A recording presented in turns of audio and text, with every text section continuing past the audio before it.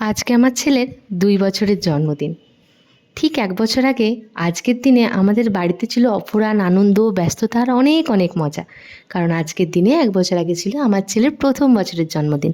বাড়ির কিছু নিকট আত্মীয়দেরকে নিয়ে ছোট্ট করে জন্মদিন করে খুব মজা করেছিলাম আমরা। কিন্তু আজকের ছবিটা সম্পূর্ণ আলাদা। আজকের দিনে এই বাড়িতে সবাই আছে, সব আছে, কিন্তু এক বিরাট বড় শূন্যতা। আমার শাশুড়ি মা হঠাৎ করেই আমাদেরকে ছেড়ে প্রায় ২.৫ মাস হলো চলে গিয়েছেন। এই শূন্যস্থান হয়তো এ জীবনে আর কখনোই পূরণ হবে না। তাও জগতের সবচেয়ে বড় সত্যিটাকে মেনে নেওয়ার জন্য আমরা প্রত্যেকটা মানুষ বাড়ির সবাই খুব চেষ্টা করছি ভালো থাকার। জানি না কতটা ভালো আছি, তাও চেষ্টা করছি। হয়তো কালের নিয়মে আবার সব ঠিক হয়ে যাবে। কারণ আমি বিশ্বাস করি ঈশ্বর যাদের কষ্ট দেন তাদেরকে সেই কষ্ট সহ্য করার ক্ষমতা দেন। এই বিশ্বাস নিয়ে এগিয়ে চলছি। আজকে আমার ছেলের ২য়তম জন্মদিন। তেমন বাড়িতে কিছুই পালন করা হয়নি। ও তো এখন বাড়ি ছোট, ও তো কিছুই বোঝে না।